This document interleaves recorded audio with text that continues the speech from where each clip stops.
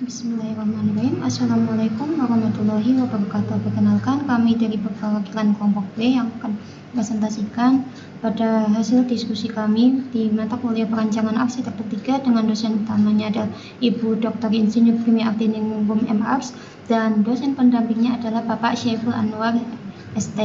Nah, di kelompok kami ada 6 orang, yaitu saya sendiri Munawarah, kemudian nanti akan ada teman saya yaitu Ira Anggara, Jundi Fauzi, Owen Saputra, Rizky Mei Setiawan, dan Herman Sebastian. Pada kesempatan kali ini kami akan mempresentasikan tentang programming, di mana programming ini akan membahas tentang kegiatan analisa kegiatan, kemudian organisasi ruang, selanjutnya analisa zoning, analisa zona kebisingan, dan yang terakhir adalah tentang analisa kebutuhan ruang. Yang pertama adalah analisa kegiatannya anak TK, di mana mereka akan datang, kemudian akan melakukan kegiatan orientasi, dan kemudian meletakkan perlengkapannya. Yang setelah itu mereka akan melakukan kegiatan belajar, yang dimana tingkatan belajar ini ada 2, yaitu belajar tingkatan TK, kemudian prasekolah, yang dimana ketika akan untuk belajar ini akan ada kegiatan untuk berenang, kemudian belajar tentang komputer, kemudian belajar berbahasa dan membaca buku, kemudian belajar tentang gym atau gym indoor, yang dimana ketika akan istirahat ini akan melakukan kegiatan makan bersama. Nah, ketika akan ada kegiatan ibadah bersama, kemudian ada acara. Selain itu juga akan melakukan kegiatan upacara, olahraga, atau bermain atau aktivitas luar ruangan lainnya. Selanjutnya adalah alur kegiatannya anak SD, di mana dia akan datang, kemudian akan melakukan kegiatan orientasi dan meletakkan perlengkapannya. Nah, mereka akan belajar ke kelas masing-masing, yang dimana akan belajar tentang bahasa, tentang komputer, tentang sains, atau tentang kegiatan olahraga indoor, kemudian kegiatan kesenian dan kegiatan yang lainnya, di mana mereka juga akan melakukan kegiatan upacara, olahraga, bermain, dan aktivitas luar lainnya ketika istirahat, kemudian atau kegiatan ibadah atau acara bersama. Nah, selanjutnya adalah analisa kegiatannya guru, yang dimana mereka akan datang, kemudian akan parkir kendaraannya. Selanjutnya akan melakukan kegiatan orientasi dan meletakkan perlengkapan, kemudian mereka akan menyebar ke ruangan kerja masing-masing, yang dimana ruang kelasnya TK atau ke ruang kelasnya SD. Nah, mereka juga akan melakukan kegiatan upacara, olahraga, bermain, dan aktivitas luar ruangan. Nah, selanjutnya adalah analisa kegiatan orang tua dan pendamping, yaitu mereka akan datang, kemudian parkir kendaraannya, kemudian akan melakukan kegiatan utamanya yaitu orientasi, atau selanjutnya ke melakukan pembayaran sekolah atau konsultasi atau kegiatan lainnya yaitu ke admin sekolah. Kemudian ketika akan melakukan ibadah, mereka bisa menggunakan ruangan acara bersama atau kegiatan ibadah. Nah, selanjutnya ketika mereka akan tentu butuh kegiatan istirahat atau makan dan minum, kemudian untuk sekedar istirahat atau menunggu itu juga disupport dengan kamar mandi. Nah, selanjutnya adalah analisa kegiatan teknisi dan karyawan. Nah, mereka ini akan datang, kemudian akan ada 2 pilihan, yaitu akan parkir, kemudian berada ke admin gedung, yaitu ada building manager, kemudian staff, kemudian casing atau finance. Mereka akan melakukan orientasi, kemudian meletakkan perlengkapannya. Atau ketika akan kegiatan service ini seperti kegiatan pengambilan sampah dan lain, ini mereka akan datang, kemudian akan langsung menuju ke ruang kerjanya. Ini yaitu ada ruangan administrasi teknis, ruang genset, kemudian ada ruang server UPS, kemudian ada ruang pompa, dan ruang penyimpanan. Nah, dari kelima pengguna tadi,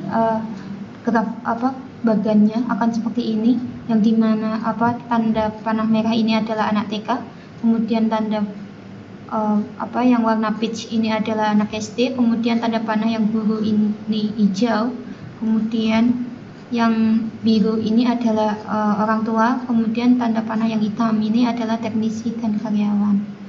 Nah, selanjutnya akan dijelaskan oleh teman saya.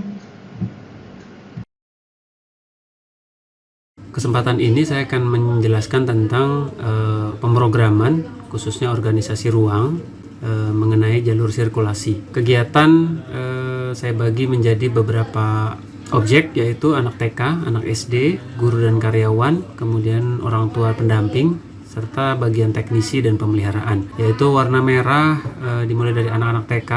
Mereka berkegiatan dari ruang drop off, yaitu kemudian masuk ke lobby atau hall utama atau resepsionis atau marketing, kemudian masuk ke area locker, dan kemudian masuk ke lapangan, dan kemudian berhubungan ke masuk ke kelas, baik kembali ke ruang kelompok, ruang makan, ada ruang gym indoor, perpustakaan TK, lab IT, dan kolam renang.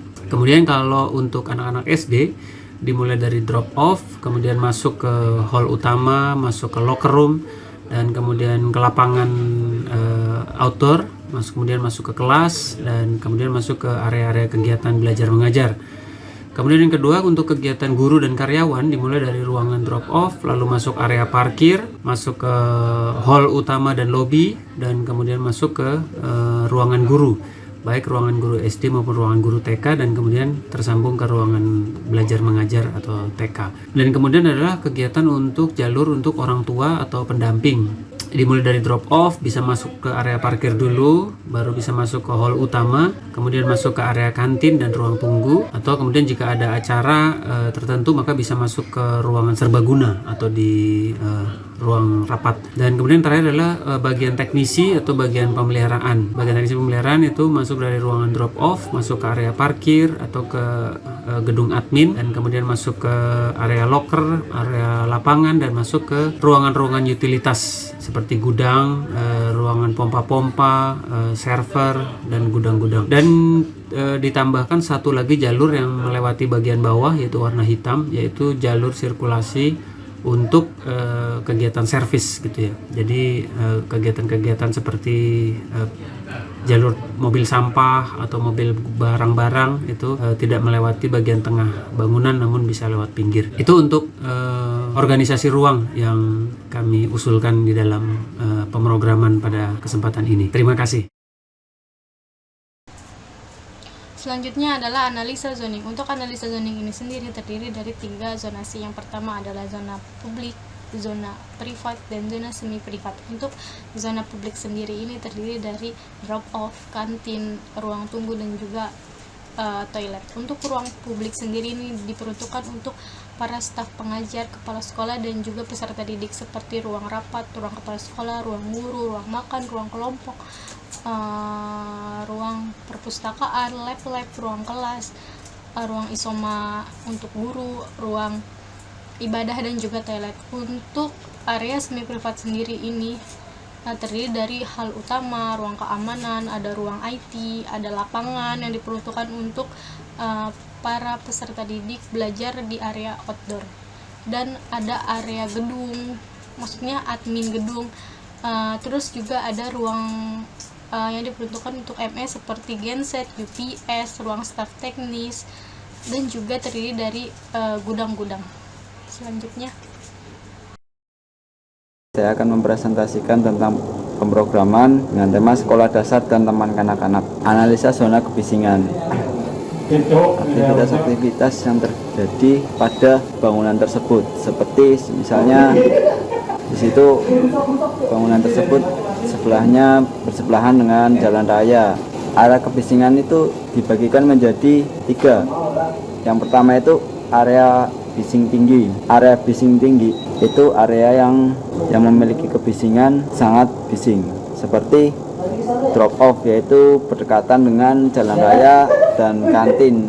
Kadang di kantin di situ banyak sekali orang-orang pada makan dan memesan makanan sehingga menimbulkan kebisingan. Terus pada area parkir mungkin kebisingannya terdapat pada kendaraan bermotor. Pada area parkir mungkin kebisingannya terdapat pada kendaraan bermotor. Yang kedua, area bising sedang. Area bising sedang pada sekolah dasar atau taman kanak-kanak berada pada hall utama, locker room, lapangan atletik, lapangan sepak bola, dan kemudian ada pada ruang staff, server, ruang pompa dan panel, dan area tenang untuk mengajar, yaitu ruang kelas misalnya, dan ruang guru, mungkin ruang klinik, terus ruang makan, lab IT, kelas TK, kolam renang. Assalamualaikum warahmatullahi wabarakatuh. Saya Jundi Faizi akan coba menjelaskan pemrograman analisa kebutuhan ruang pada sekolah dasar dan taman kanak-kanak. Pertama, pada bagian area entrance terdapat drop off dan kantor pengelola, di mana kantor pengelola yang berisikan manajer gedung, kemudian admin staf gedung, dan ruang meeting pengelola. Di sini ruang manajer gedung kebutuhan usernya 1 orang dengan luasan 3 kali 4 2,5 dengan zoning semi private.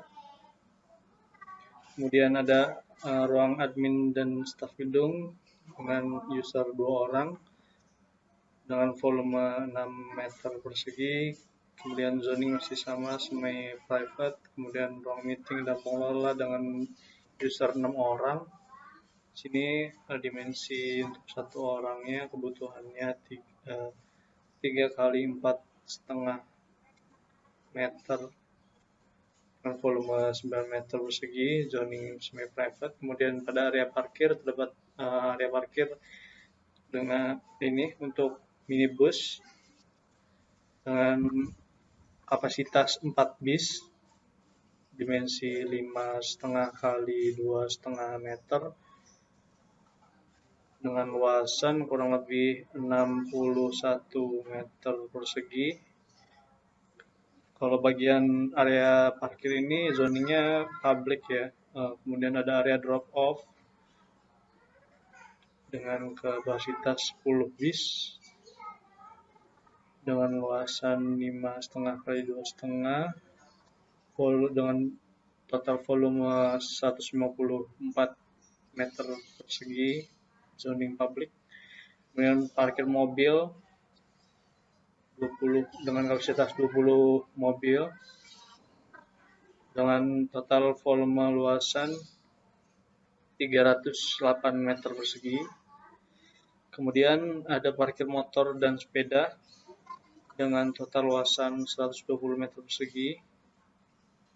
Lalu ada lobi utama, masuk pada lobi utama dengan kapasitas 150 orang dengan luasan 300 meter persegi, masih zoning public. Kemudian masuk ke ruangan keamanannya, ruangan keamanan dengan kapasitas 3 orang dengan isinya ada meja, kursi dan lain-lain dengan luasan 3 kali 4 2,5 meter dengan volume 12 meter persegi. Nah, ini zoningnya semi private. Kemudian kantin umum, pada kantin umum dengan kapasitas 20 orang dengan total luasan 40 meter persegi, ini masih zoning public. Toilet umum dengan kapasitas dengan volume total luasan 5 meter persegi. Kemudian ada ruang tunggu dengan kapasitas 10 orang. 10 orang ini dengan total luasan 100 meter persegi. Ini diperuntukkan untuk publik. Kemudian ruang admin sekolah. Ruang admin sekolah ini dengan kapasitas 7 orang. Dengan kapasitas 7 orang, total luasannya 21 meter persegi, berzoningkan semi private. Lalu masuk ke bagian area TK, ya, ini bagian area TK ini terdapat ruang klinik dan pembimbingan. Pertama adalah klinik umum dengan ukuran dimensi 3 kali 3 volume dengan total luasan volume 9 meter persegi, zoning private. Kemudian ada klinik gigi dengan total luasan 12 meter persegi. Kemudian ada ruang bimbingan psikologi. Di sini total luasannya 9 meter persegi. Kemudian ada ruang guru TK. Ruang guru TK ini dengan dimensi 180 kali 2 cm dikali 3 user dengan total luasan 9 meter persegi, zoning private. Kemudian ruang kepala sekolah, ini kapasitas 1 orang, ukuran dimensi 3 kali 4 2,5, total luasan 6 meter persegi, ini private. Kemudian ada ruang rapat guru dengan kapasitas 8 orang, dimensi 3 kali 4,5 meter, dengan total luasan 12 meter persegi. Kemudian ada ruang makan guru TK dengan kapasitas 8 orang, ukuran 10 kali 4 meter persegi, 4 meter dengan luasan, total luasan 20 meter persegi. Kemudian ada toilet guru dengan kapasitas 2 orang, total luasannya 5 meter persegi, zoning private. Kemudian ada ruang multifungsi TK dan kapasitas 50 orang. Di sini untuk aneka macam kegiatan.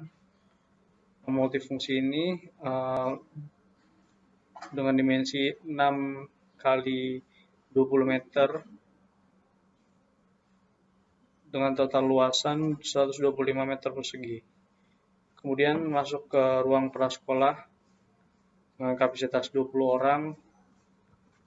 Di sini terdapat 40 meja dan 25 kursi, lemari dan rak dan lain-lain, dengan total luasan 62,2 meter persegi, berzoningan private.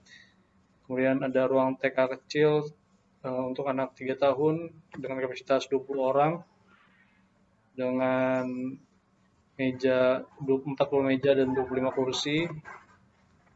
Kemudian ada lemari dan rak dengan total luasan masih sama 62,2 meter persegi, zoning private. Kemudian ruang TK besar untuk anak umur 4 tahun dengan kapasitas 20 orang, terdapat 50 meja dan 27 kursi, lemari dan rak dengan total luasan 62 meter persegi. Lalu ke area playground dengan kapasitas 60 orang. Di sini terdapat peralatan permainan seperti perosotan, ayunan dan lain-lain untuk anak TK. Ini total luasannya yang dibutuhkan adalah 90 meter persegi dengan zoning private. Kemudian ke kelas seni dengan kapasitas 20 orang. Dapat meja, kursi, meja 50 meja dan 27 kursi, lemari dan lain-lain dengan kebutuhan ruang 50 meter persegi. Di sini juga ada referensi denah untuk dijadikan referensi. Kemudian masih di area TK,